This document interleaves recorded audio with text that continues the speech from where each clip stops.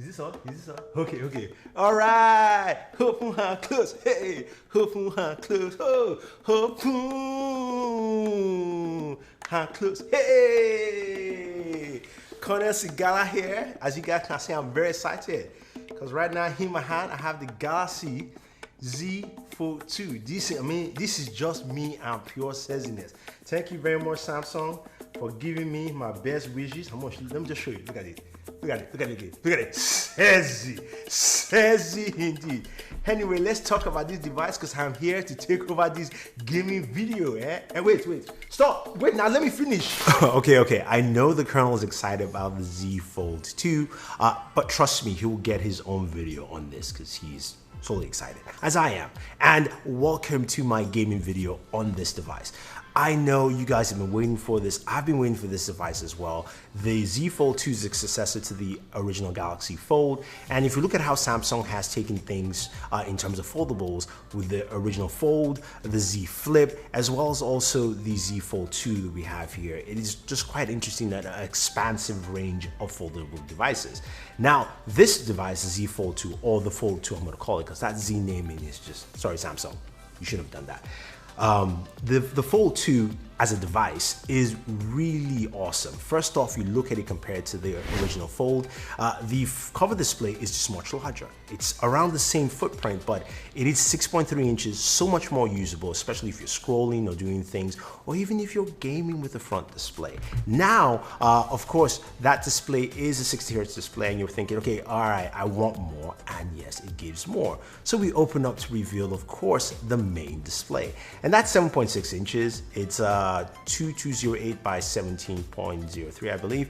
And it is a 120 Hz display. And this is where, of course, the adaptive refresh rate works. Doesn't work on the rear display, on the cover display, because the cover display is 60 Hz. But you have that ability built into that. So 120 Hz. And we'll check that out in our gaming. But it's powered by the Snapdragon 865 Plus processor worldwide. So don't worry about that. And you also have, of course, a sizable battery in there, 4500 milliamp battery, and we'll see how that works over time. 25-watt charging, some really loud speakers, and boy, trust me, when you hear the speakers, you understand how loud. And I think I'll do a separate speaker video. Check out like the whole Galaxy line, how their speakers actually sound. But anyway, so there's that. Now you also have cameras. You've got 12 megapixel cameras in the rear. The front-facing camera on the cover display is 10 megapixels, and the front-facing camera on the internal display is 10 as well. There's also a screen protector. I'm going to remind you guys, there's a screen protector on the display which can be taken off, but you shouldn't. If you want to, you can contact Samsung and they can get you a replacement or fix that, give you a screen protector. But I'm just letting you guys know there is one, so if you see something there, it's a screen protector. Now, let's talk about gaming. So what we're going to do is we're going to check out some Android games, and we'll play some Game Pass as well, because of course, that's something that I've been doing a lot lately. We'll see how it plays. We'll look at benchmarks from Game Bench Pro, which is providing us benchmarks for this video, and then we'll go ahead and we'll round this bad boy up. So let's do some gaming. Cover me, reloading. Down.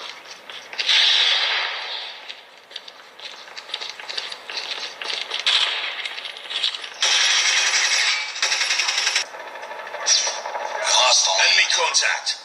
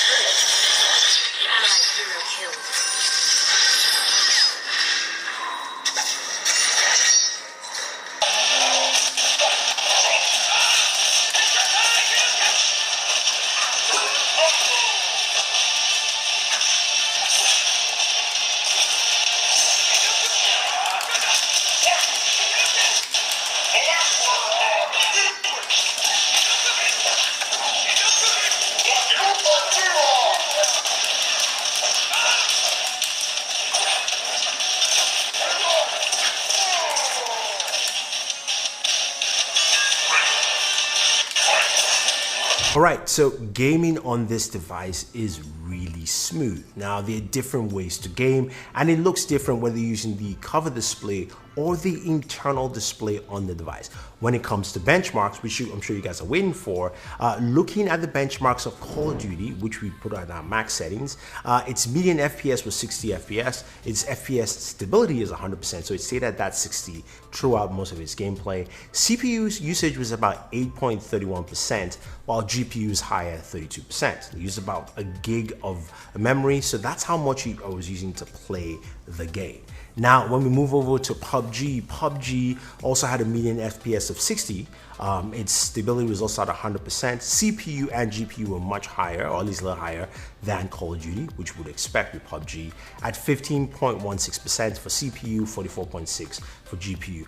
Memory usage was less at 874, and peak memory was about 875. So it uses less memory, but more of the CPU and GPU. Now, Vainglory, which runs at 120 frames per second, to see how it is, especially all this is stats from the internal display. Vainglory ran at a medium FPS of 120 frames per second, so we got to match, of course, what our display is putting out in terms of refresh rates. 99% FPS stability. CPU usage was about 7.3, so it's actually lower, and GPU is a bit higher at 46.15%. In terms of memory, you're looking at 904. For average memory, peak was about 925, so slightly less than a gigabyte. So that's the kind of performance you're getting, which matches a lot of gaming phones, matches the Galaxy Note 20 Ultra. Again, it's the 865 Plus, so you get to see that here. Now, Game Pass, I wanted to just see what kind of performance you're getting, because you know what? You want to play console games on your smartphone, at least at the console level. So a median FPS was 57 frames per second, which is actually not bad, it's close to 60. Stability is about 94%. Again, this is Game Pass beta, so this is not the final product, so this most likely will change. CPU usage was 3.4%. Again, this is streaming off the cloud, so you shouldn't use that much. And GPU was not available because it wasn't using the GPU, so you have that there. In terms of memory, you're looking at about 600 megabytes for average memory and 604 for peak. So that is what it gives you there. In terms of performance, though, I think overall, you're gonna get one of the best performances on this device. Now, the other thing to note also is, of course, temperature. This actually ran rather warm. I mean, yeah, it hit 101 degrees for me, about 37 to 38 degrees in terms of looking at it in Celsius. And yeah, I don't think it has any specific special type of cooling, which is probably why. And you're running that brand new 865 Plus processor. The speakers, on the other hand, were booming loud, really loud. And I've told you guys I'm going to do a separate speaker test. It really came out clear and crisp. I really like it because you've got two basically bottom firing speakers on this device, so you're getting some really clean sound. I like that with this device. Best thing to have the speakers on the top side if you're using the tablet mode, just much easier. I'd suggest people to rotate it.